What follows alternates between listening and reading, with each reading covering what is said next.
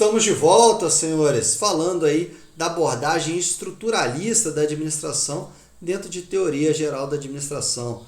Lembrando, nós adentramos na estrutura da organização, onde se procura entender a organização como um todo, a organização mais complexa, tendo base na sua estrutura. Estudamos um pouco aí as tipologias de Blau-Scott e tipologia de Etzioni.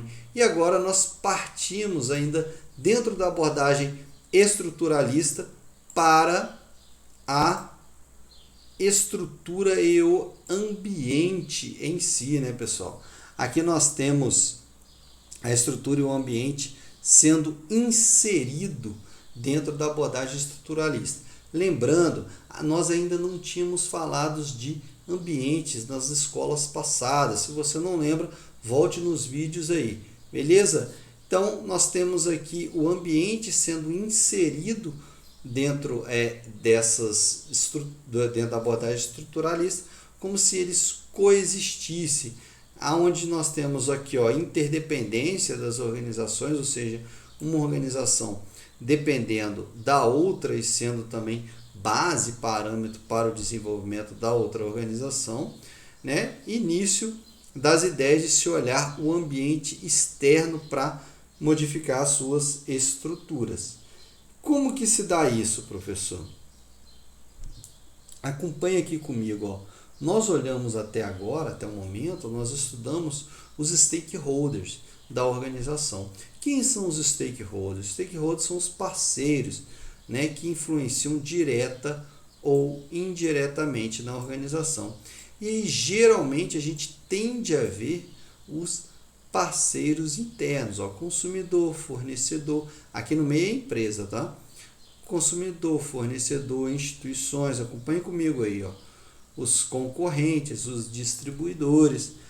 Aqui são os stakeholders que geralmente representam a parte interna. Mas se nós olharmos no sentido macro, nós temos aqui a parte externa, que é regulada. Na verdade, é que você não tem tanto controle, a economia, demográfico, natural, cultural, tecnologia, político. Então você tem aqui um ambiente externo muito maior, atuando aí como uma grande força no ambiente interno. Então, na abordagem estruturalista, começa a se olhar o ambiente como um todo, isso é muito importante. E aí, já que nós vamos olhar o ambiente como um todo, nós temos, né, a abordagem estruturalista, ela começa a pensar na estratégia.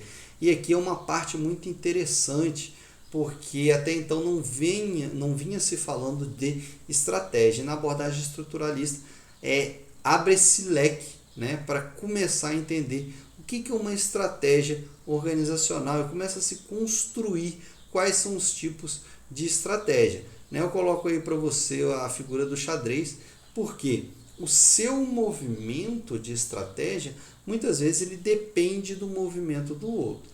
Ou, no caso, você às vezes pode se lançar numa estratégia, mas sempre olhando a estratégia do outro, como o outro está se lançando no mercado. Estratégia, na verdade, ela tem várias abordagens, mas se nós olharmos o resumo, o todo da estratégia, geralmente é isso. É você dar um passo olhando a estratégia do outro ou dar um passo após a estratégia que o outro implementou, mas sempre observando o seu concorrente ou o seu parceiro. Beleza? E aí nós vamos para alguns tipos de estratégia, né, adotada pelos estruturalistas, né? Aí você tem a estratégia de competição. Obviamente, pessoal, hoje em dia a gente tem vários tipos de estratégia, mas aí é quando começou-se a estudar, né? E tanto é que vocês vão ver que esses tipos aqui geralmente são os que nós mais conhecemos, os mais comuns. A estratégia de competição, né, que é entre duas ou mais empresas, aqui é a que você mais conhece, clientes, compradores, parceiros, nem sempre envolve uma interação direta na competição. Como assim, professor? Você pode ter uma alfinetando a outra. Eu gosto de contar o caso da Coroa, né? Guaraná Coroa, refrigerante Coca-Cola.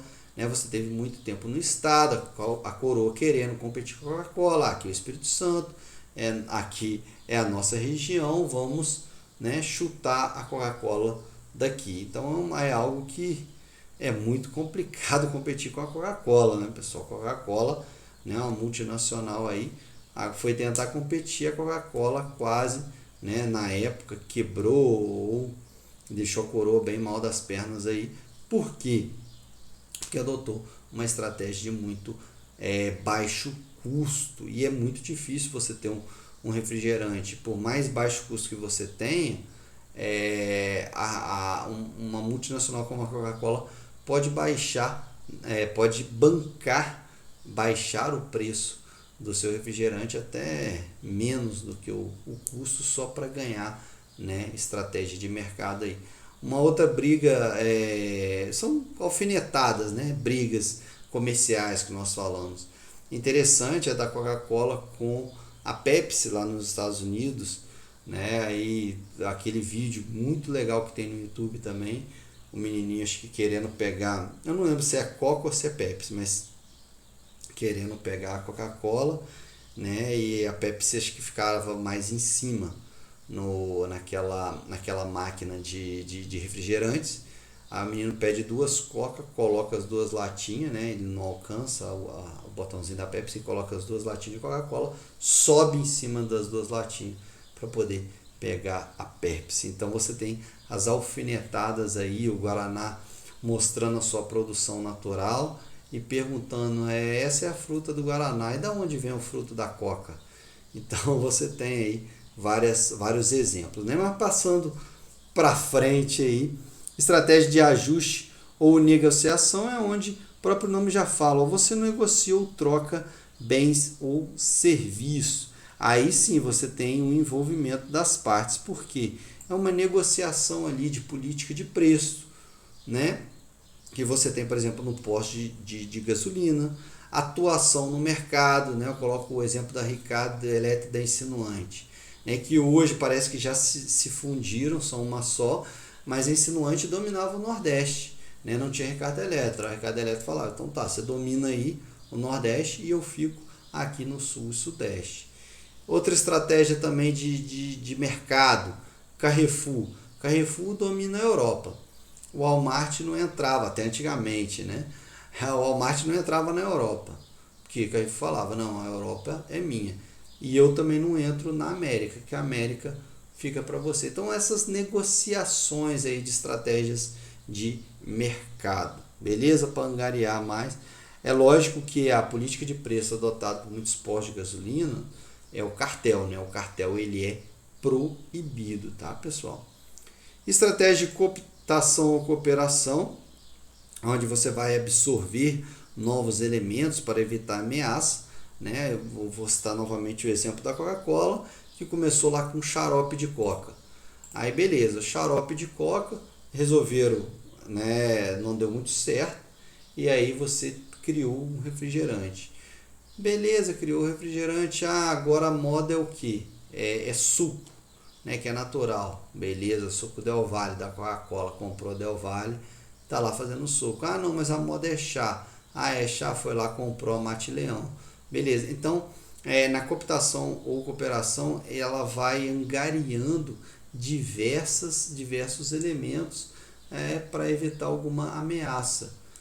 Mas agora a moda é água. É água, beleza, H2O da Coca-Cola. Então assim, ela vai criando produtos, né? E aí você tem vários produtos como caderno também da Coca-Cola, tênis, enfim, virou uma marca de vários produtos aí.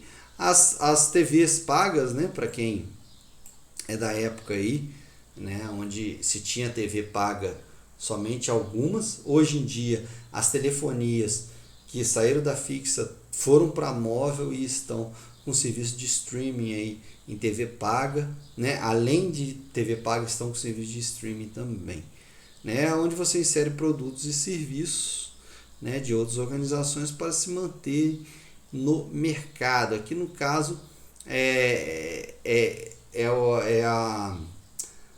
a as empresas, a Coca-Cola, na verdade, elas vão adquirindo outros serviços. A realidade é essa. Por quê? Porque é diferente da estratégia que nós vamos falar agora, de coalizão, né? A estratégia de coalizão também, para quem quiser anotar aí, é conhecida como fusão. As fusões de empresas estão conhecidas como aqui, ó, coloco para vocês, ó, a Sadia mais a Perdigão, elas formaram a BRF. A Brahma e a Antártica formaram a Ambev. Então você tem algumas estratégias de fusão de mercado.